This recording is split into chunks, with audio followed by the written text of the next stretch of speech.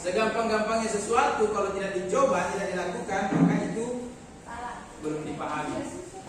Aku baca, aku lupa.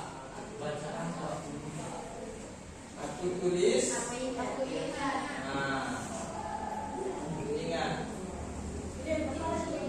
Aku lakukan, aku.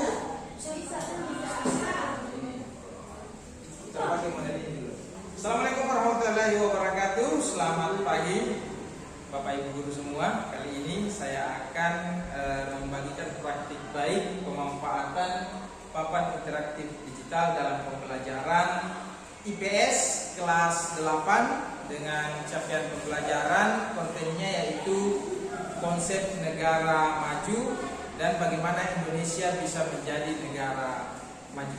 Oke, bagaimana cara memanfaatkannya? Silakan ditonton videonya sampai selesai. Nah, sekarang saya akan jelaskan dulu sedikit tentang apa konsep negara maju. Sebentar kalian itu yang bermain drag and drop, seret dan lepaskan atau taruh. Tuh.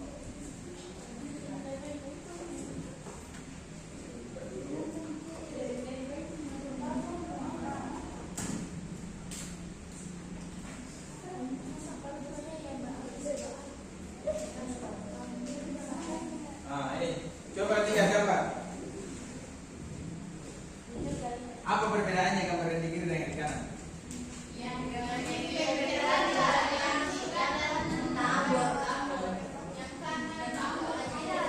ini tertata, ini masih meraut kan? Inilah yang akan kita pelajari sebentar. Konsep negara maju. Kira-kira Indonesia sudah masuk di bagian mana?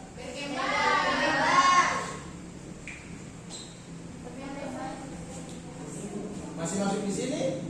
Ya. Atau ini? Kenapa Indonesia masih di sini? Karena pendidikan juga belum rata, negara belum tertata. Jadi kita Indonesia masih di. Kenapa kita tidak ke sini? Atau pertanyaan begini, bisa tidak kita menjadi seperti ini? Bisa. Bagaimana caranya? Lebih meningkatkan kualitas pendidikan. Kalau pendidikan sudah berkualitas, otomatis manusianya juga berkualitas. Kalau manusianya berkualitas, maka tidak ada lagi sampah-sampah, tidak ada lagi yang tidak tertata seperti ini. Kemudian kabel-kabel lagi tidak begini. Itu kalau sudah berkualitas sumber daya manusianya. Baru mau mulai. Contoh, kenapa pasar ditaruh di sebelah sana? Supaya tidak mengganggu pemukiman di Kota Lamo. Kenapa kantor bupati di Muhajirin sana? Kenapa tidak di sini saja? Karena di sini sudah padat penduduk, makanya di sini dipindahkan ke sana supaya fokusnya juga semua urusan-urusan pemerintahan di Muhajirin tidak. Jadi dia tertata. Jadi di satu contoh seperti ini.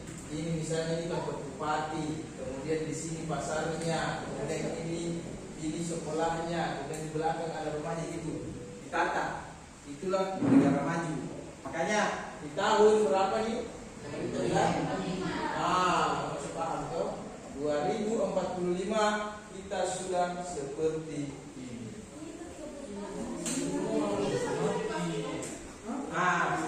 Makanya mulai dari sekarang itu kenapa pembangunan di Indonesia itu semakin banyak? Karena itu ditata ulang. Negara maju, pendapatan per kapitanya tinggi. Kalau negara berkembang masih rendah. Sekarang saya tanya, pendapatan per kapita itu apa? gaji. Apa lagi? Ada yang bisa lagi? Selain gaji apa lagi? Per kapita. Nah, pendapatan per kapita artinya adalah pendapatan semua uang yang bisa didapatkan oleh masyarakat di negara tersebut dibagi rata. Contoh, Di Morotai kan ada yang pegawai, ada yang pedagang, tuh. Nah itu dirata-ratakan, semuanya dikumpul, kemudian dirata-ratakan. Jadi dia yang dapat pekerjaan tetap dihitung, oh ini pendapatanmu 1 tahun. Contoh misalnya, gaji pegawai berapa? Taruhlah 5 juta. Kemudian pedagang berapa keuntungannya dalam 1 bulan ya, kita itu 1 bulan saja. Taruhlah misalnya 10 juta. Nah inilah yang dibagi dengan 1, 2, 3, 4, 5. Coba bagi 4 bisa 10 bagi 5 berapa? 2. Sisa? Tidak ada sisanya kan? Angka di belakangnya berapa? 0. Artinya pendapatan per kapita dari 5 orang ini adalah 23.420 katakan. Itu sederhananya. Nah, ini dia negara maju. Teknologinya canggih. Kecuali Maluku Utara sekarang yang di Kopra itu sudah ada perusahaan baru tuh. Perusahaan baru yang mulai dari dikupas sampai jadi santan, sampai jadi coconut virgin oil. Nah, itu sudah ada di sana di Tobelo kan, di mana? Di Haluan di Halmahera. Nah, sementara kita di sini kalau mau bikin kopra mesti dikupas dulu. Di sana kan sudah tidak dikupas. Nah, sekarang kan kelapa langsung dijual buah begitu tuh. Orang-orang beli itu pakai satu truk. Nah itu sudah perpaduan, itu sudah mengarah ke maju itu. Nah, kalau semuanya sudah seperti itu, baru kita masuk ke industri yang maju. Nah, sekarang saatnya kita bermain. Kalian berpasangan, lihat memang di atas gambar-gambar yang di bawah itu. Sebentar kalian seret yang mana yang ke negara maju, yang mana ke negara gampang kan? Tapi segampang-gampangnya sesuatu kalau tidak dicoba, tidak dilakukan, maka itu belum dipahami. Makanya ada istilah sudah tahu atau sudah paham baik, tapi dicek atau dilakukan lebih baik. Lebih mengerti. Karena ada istilah ini, saya sering sampaikan di majelis. Aku baca saya pernah tulis di kelas ini. Aku baca, aku ingat. Lupa dulu. Aku baca, aku lupa. Aku tulis. Ingat. Aku lakukan.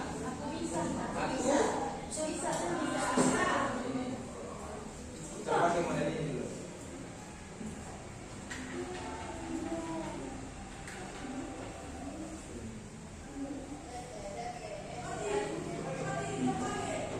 Nah, sekarang dulu berdua. Pilih 2 gambar. Yang mana satu ke negara maju, yang mana satu ke negara berkembang. Pilih saja gambarnya, klik gambar baru saya angkat seret ke sana, drop. Pilih seret. Ini caranya. Coba perhatikan. Pakai ini, atau bisa juga pakai tangan. Tekan sampai dia terpilih seperti ini, baru tekan tahan, angkat.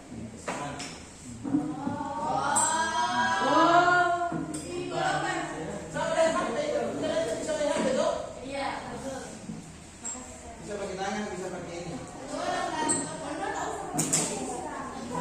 Coba yang mana yang masuk negara maju, yang mana ke negara berkembang? Iya. Tapi cuma itu sampai 12 orang, itu cuma 10. Cukup kan sih? Oh iya 10. Sebentar saya kasih bikin apa? Ini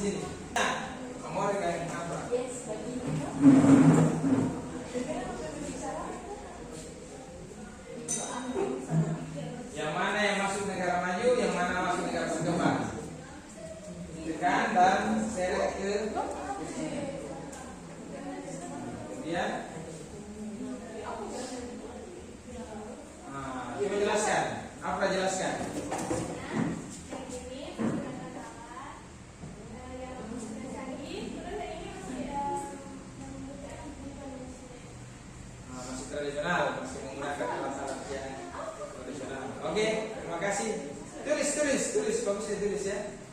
Tulis perbedaannya. Ada pen mana pen? Nah, pilih dulu sikat.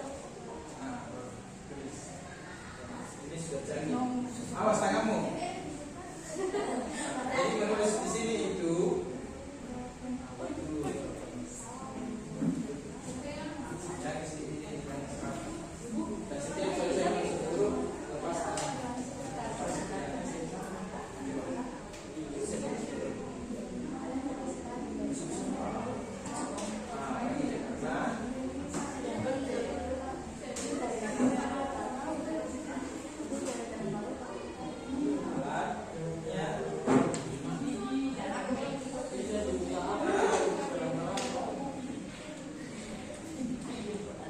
Oke. Nah, apa lagi tulis di situ? Apa alatnya?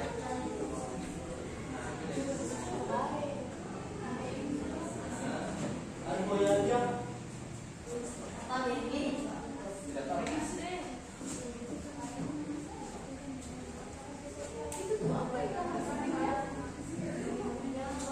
Masih membutuhkan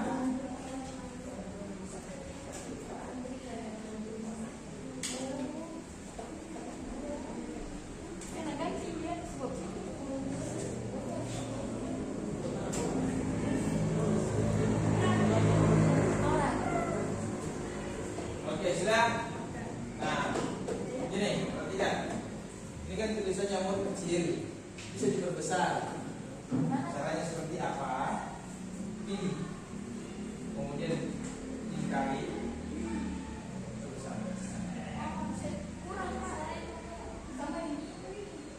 Masa belum bisa baca?